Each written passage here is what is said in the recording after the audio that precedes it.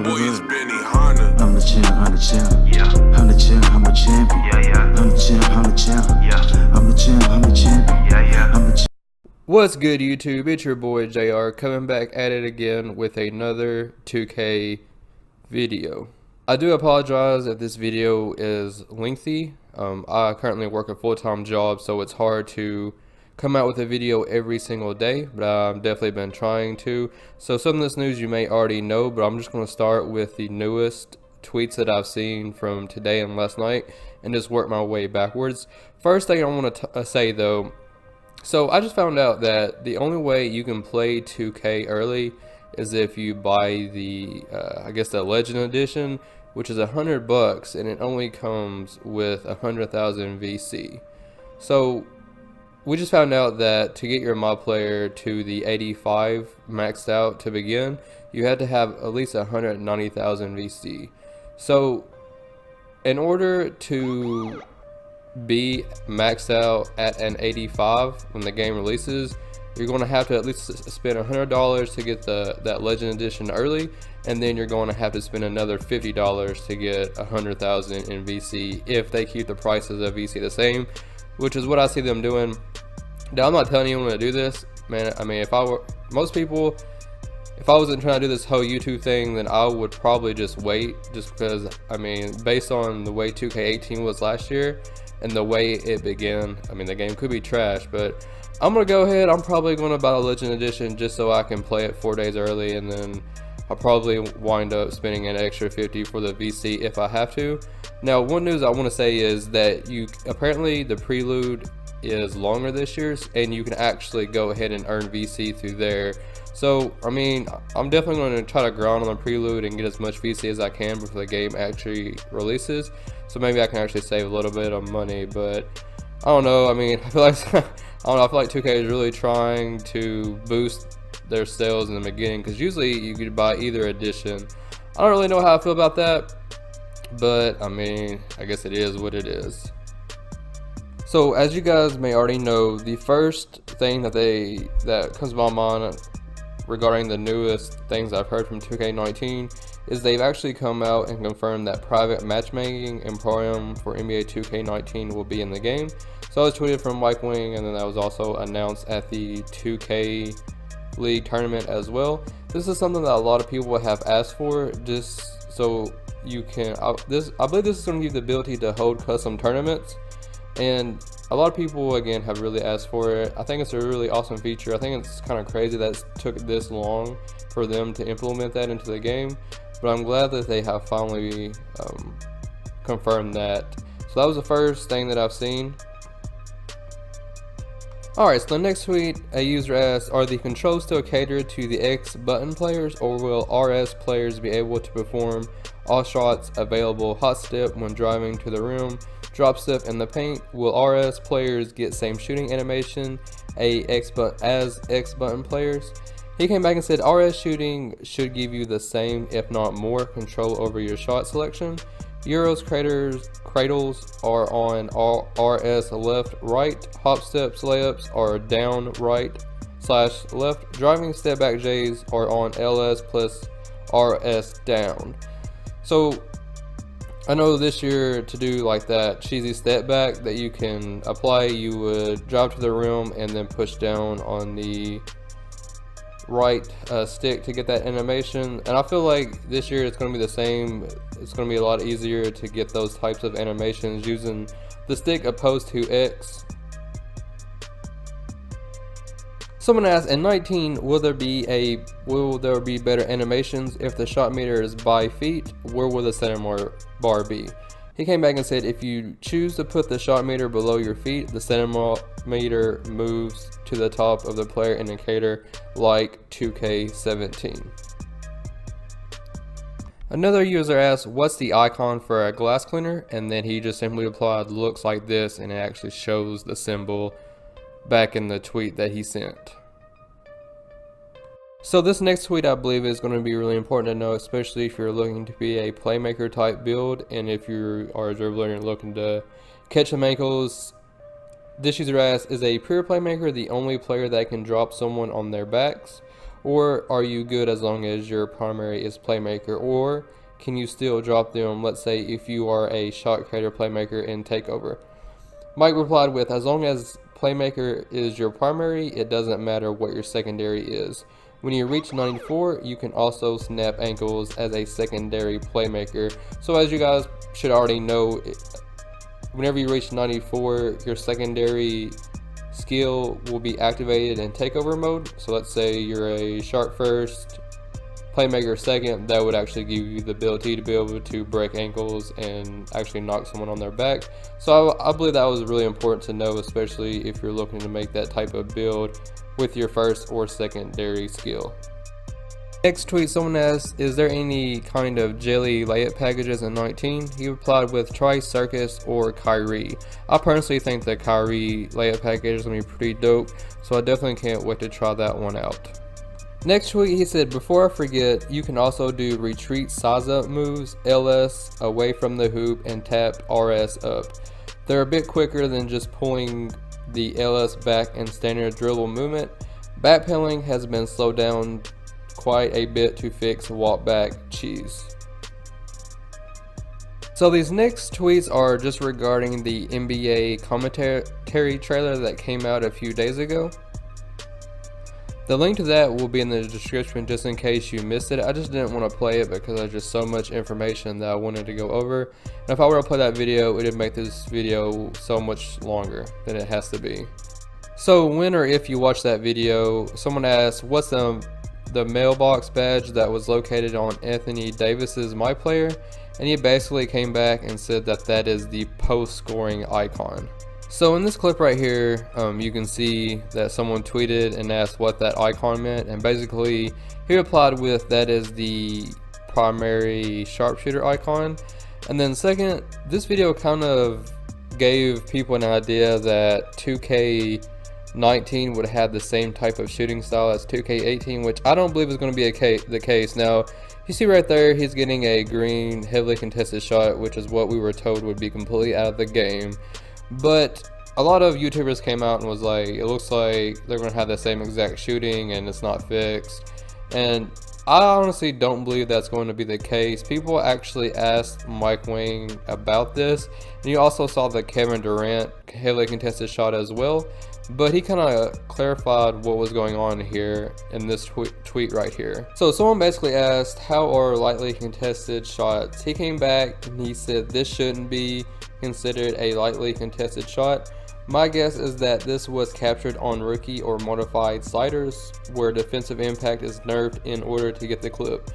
This will be heavily contested in the final game and you won't be seeing greens on those types of looks, which I really hope is the case. I really don't want to go through another year of 2K where, you know, bad shots get rewarded with green lights and etc. But I actually believe him as far as that goes. A lot of YouTubers came out and really, you know, over dramatized what the game would be like. And I just believe it was a clip. I mean, just to get that commentary out, you know, it's definitely wasn't a part of the final game, and we're getting word from an actual developer. So I'm gonna take his word on it, you know, and again, that it could come back and it could be completely different, but hopefully we can take his word on it, and hopefully the shooting will not be like it was on 2K18. Next important thing here, someone asked, can you still call a timeout when someone clearly does not have possession of the ball? And he replied with, this should be fixed now, which is a really important improvement, especially for those competitive pro-am games. I would remember where the ball would just be on the ground or someone wouldn't even have possession of it and somehow they would still call a timeout, and that would really bail them out. Especially if the other team was put in a bad situation, they could just spam the timeout button and they would get that just about any time, no matter where the ball was at. So I'm really glad that they have actually looked into fixing that for 2K19. A lot of people asked for a layup timing meter. So someone asked, yo Mike, if we change our timing meter to below our feet, will it be just for shots or is it for both shots and layups? He replied with, it would be for all shots. Offline you can turn off layup timing independently if you want to, but online it's defaulted on for everyone. So as you guys know, last year 2K18 did not have a layup meter unless you got like that little glitch that would sometimes show one. Instead, it was a vibration that would let you know when to release the ball on a layup, which I thought was pretty dumb. A lot of people asked for a layup meter, so I'm glad that they are finally implementing that back into the game as well. So we got some more information regarding dribbling and size up. Someone asked, are there walking rhythm dribbles or are the walking size ups automated? Someone asked, there are 3 signature size up combos, formerly called rhythm dribbles. Standing, moving, and triple threat. All are triggered by flicking RS up. So to me, it really seems like they have expanded the way that we can use different moves, especially in the post. It seems like they're going to have so many new post moves, and I really feel like that's going to implement a bigger skills gap, especially if, you know, post scorers are able to get that cheese that dribblers can whenever they're able to comb up different moves and score efficiently. So I really think that's awesome in the game. I think the triple threat moves are going to be really effective before you even start dribbling. I believe it's going to help you create room for different types of shots, whether you're trying to drive to the rim or if you're trying to get open for a 3. So I'm really excited to test those out whenever the game. So now we got some information regarding any types of new updates to layup packages. He replied with, layup packs for NBA2K19 include default small, default swing, default big, circus, dominant big. This one is dope for bigs, floater specialist, long athletic, unathletic small, Crawford, Curry, Gervin, Harden, Irvin, James, Jordan, Simmons, and Westbrook. A lot of these look to be kind of similar in the name, but one that looks like to be added is a dominant big, in which he said this one is dope for big. So I think that one's going to be a really good one to have, especially if you are looking to make a power forward or center type build.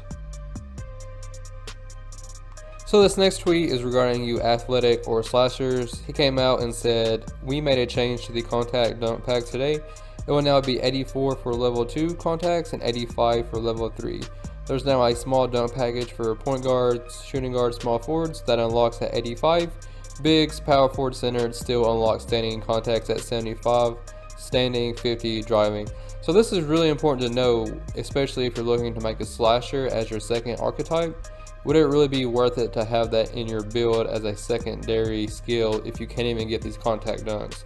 So that's something that we are really going to need to look at, and really important to know, especially if you're wanting to have slasher located within your build. So this next information is coming from Chris Muth. It's about my career max caps and ankle breaker info. If you haven't seen that video, I'm going to go ahead and just summarize that up for you, and then the link to that will also be in the description as well. So first, he just states that the My Career mode goes into the NBA. A lot of people were confused, just wondering if the story actually ends before you make it to the NBA. Now, this is really important to know. So he said that you are able to see max stats while making the My Player. So instead of having to compare with a chart like they usually release, it's going to show you all that information while you're making your My Player in that screen. Just a button that you push, it'll show you their max stats, it'll show you what the differences are between height and weight. So that's really important. Just keep in mind that this feature will not make it to the Prelude. So he basically said you can kind of fool around with your My Player in the Prelude, but you don't want to make anything official or start upgrading your player until the actual game releases, so you can see the different types of attributes that each different archetype will have. So I thought that was a really good feature, that they really needed to have that in previous games, but I'm glad we're finally getting that. He also said that each archetype is different now based on stats, so the player that you made last year may not have the same attributes as this year. So he really acknowledged to look at the different styles of play and to really compare. That way you get your My Player to play exactly how you want them to be. So again, he went on to say that it costs 190,000 VC to get your player to 85 this year, which is something that I already discussed in the beginning of the video. He also said that you can see badges while making your player as well, and he also said that this will actually be in the Prelude. So while fooling around with your player whenever the Prelude comes out on August 31st, you will be able to see the badges that they get, but you just won't be able to see their max attributes unless you actually upgrade the player. And even then, you won't be able to see what the attributes go past 85 because you still have those caps to unlock. So the last bit of information that I have in the summary of that video, he basically just went over ankle breakers. Of course, I've already said this once, you have to have a playmaker primary first to be able to drop people on their back. He said that you can still get them leaning and stumbling, you just can't physically drop a player on their back unless you have playmaker in your first build, unless it's in your second build, unless it's in your second archetype, that will only unlock and take over whenever you get to 94. Also said that to actually get a player to be dropped on their back, you had to be in takeover mode with a playmaker primary or a 94 with a playmaker secondary, but again, you can only do that in takeover mode. You can still get the other players that lean and stumble with moves, you just can't drop them on their back unless you meet all those requirements. Next, he also said that Mike Winning confirmed that the animation glitch is fixed. I think I went over that in a previous video already, but that's good to know as well. He also, so Ronnie came out and said in his stream that badges are actually harder to get this year. Well, in this video that he came out with, he said it's easier to get badges and that he would have more information in a video on that closer to time whenever he's actually able to get that release. So I don't know, we've heard two different things, so I guess we'll definitely have to wait and see how that goes. But whenever he makes that video on badges, you already know that I will definitely do a summary on that as well. So again, the link to that video will be in the description below as well. So now I'm just going to bring you the newest information from Zach Timmerman. Someone asked, what about the elbow blocks on post shots? Do you still get blocked when the defender is coming down from his jump after successfully getting him up in the air? And he replied with, this has been significantly improved. Blocking engineer who worked on it was adamant that this was fixed correctly. So for you guys that were in the post a lot, you know this year was super annoying when someone would jump and then after a pump fake and then you would go up and somehow they would still manage to block you with an elbow or so, and it basically forced you to turn the ball over. That was a really broken animation, but according to this tweet, it looks like that has been fixed. So hopefully we can use pump fakes and the other fakes that they have put into the game more efficiently this year. So this right here is two tweets in one from Zach. The first one, he said, in 2K19, when you do a shot fake from post, for example, and you're holding LT, L2 when it ends, you'll go into post without turning your facing from the end of this fake. This allows for quicker shots and moves out of the fake. Big fan of this addition to post play. And then addition to this, he says, if you're in post and you do a pass fake while holding LT, L2, you'll go back to the post facing the same way you were when the pass fake ended. Again, all about allowing for quicker moves and shots. Last year, you'd be forced to turn to re-engage. So again, it looks like they really improved the post scoring. If that's an archetype that you're looking to be, I believe if you can master the moves that they have released, then this is going to be a really dangerous build. So just be looking out for that as well. So someone tweeted at him regarding the last screenshot I put in here. They said, I don't understand due to wording. Could you explain without turning your facing in the end? He said, you do a shot fake and you're facing the baseline when it ends. For example, if you're holding LT, you'll continue to face the baseline in post.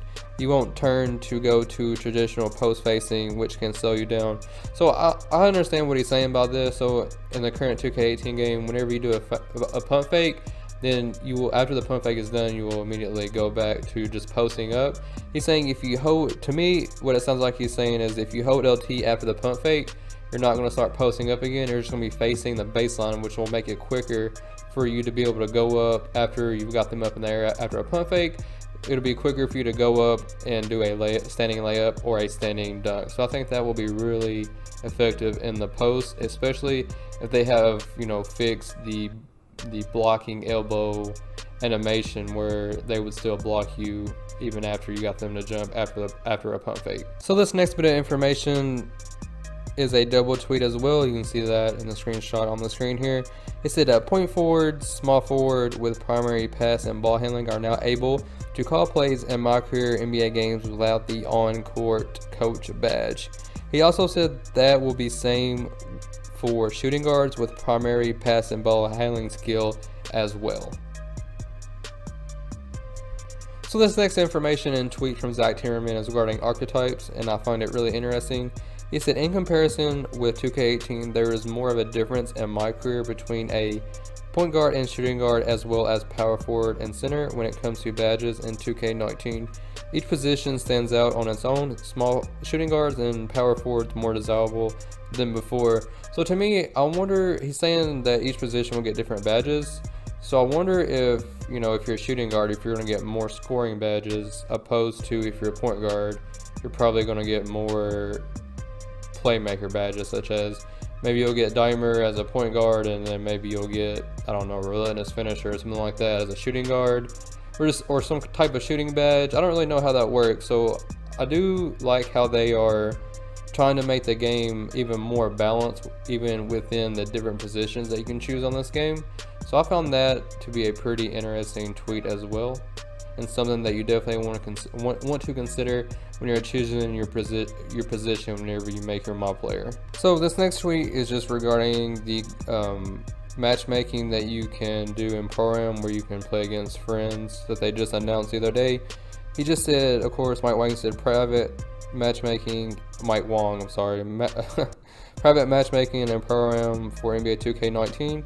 He said, your mob player will earn badges and will progress in private games just like public Pro-Am. I don't have it in me to say it's lit, but it's definitely awesome. He then came back and said boosting was discussed and is accounted for. Don't get too excited. So I don't even know how, I don't really know how I feel about that. How are they going to watch people who are going to get in there with their friends and just boost their mob player stats? I mean, I guess it could help you.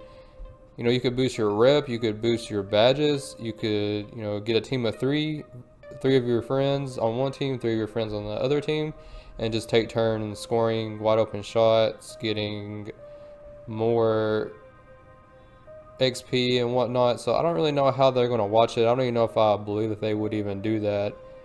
But I mean, I guess we'll have to wait and see. It's still an awesome feature, especially if you want to hold custom tournaments or just play against other teams without having to go into the Pro-Am arena and hit A at the same time, hoping that you will play against the team that you're looking to go against. I still think it's a cool feature. I just wonder if they will actually, how they will monitor, if they will actually be able to monitor boosting within private matchmaking and Pro-Am.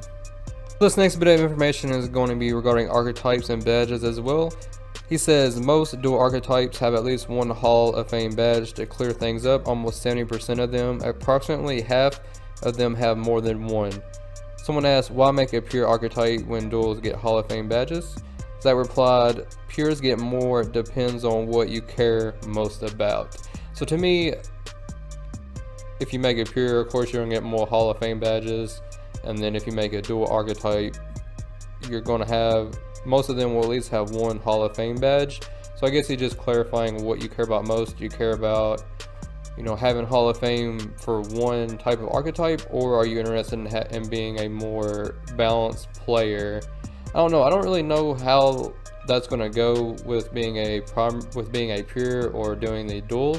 It's really going to be interesting to see how it plays out whenever we're able to see the different badges and attributes that you get depending on what type of build that you actually make. But I don't know, man, I do think pure styles will be really OP this year, especially whenever you get to a 94, your takeover system will last even longer. And then opposed to if you do a dual archetype, then your second style isn't even included in your takeover until you get to a 94.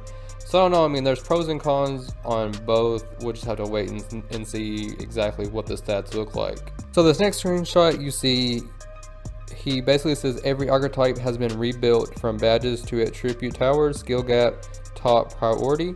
Someone says, what arcs are standing out to you? He says, put it this way, I've been contemplating for weeks which archetype I want to use, and I still haven't figured it out. so many good choices for various reasons. Depends on when, where for me. So first thing on that, skill gap, that's really important. I mean, I hope it's true that there will be some sort of skill gap within shooting, within dribbling, and I hope it's balanced as well. So that's really important. That's what a lot of people have been asking for. So it's really good that they're actually trying to implement that into the game. And then he basically just kind of hypes up the different archetypes, basically saying each one could be good just depending on what type of playstyle that you want to be at. Alright, so we got some more post information. Zach Timmerman tweeted, added some pretty dope looking moving layup dunk fakes. Let off the left stick and tap shoot when driving to the rim, or start a layup dunk and very quickly bail. You won't be committed to a shot, you'll instead fake the layup / dunk, get them jumping. Then he comes back and says, kind of like my own tweet, easily one of my favorite features of the year. So again, it looks like they made some changes to the way you can pump fake, and it's really going to be useful in the post to get defenders up in the air. So I'm excited to see that move, especially if you're looking to be in the paint a lot with a post score, athletic finisher, even slasher type builds. Next bit of information here, he says if you do a jab or a step over move out of triple threat, you can combo that with a hesitation to the left or right turbo plus RS to create lateral space for a jumper or a drive to the rim. So it sounds like that it has to do with the triple threat moves that are now implemented into the game.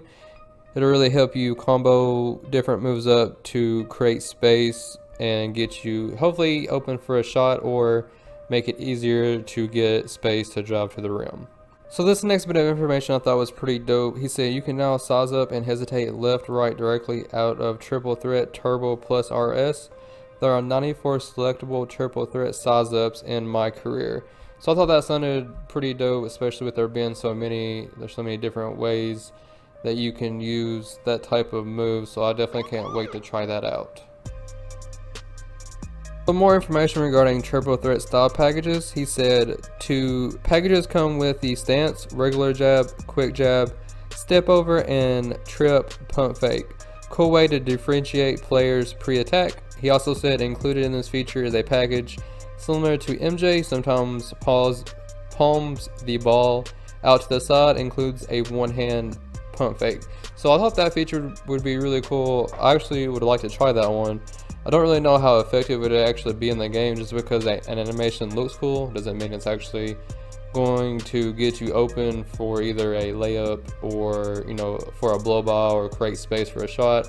But that's one I'm definitely going to look out to at least give a try to. Next bit of information here, someone just basically asked, will there be charges in my park or just Pro-Am? He came back and said no charges in park. I tried taking one when I was 12 years old and they kicked me off the court. Learned my lesson. So I mean, I definitely agree with that. You shouldn't be able to take a charge in my park. I mean, that's more of a pickup style type of basketball, and that's just kind of an unwritten rule that you don't take charges in that type of game.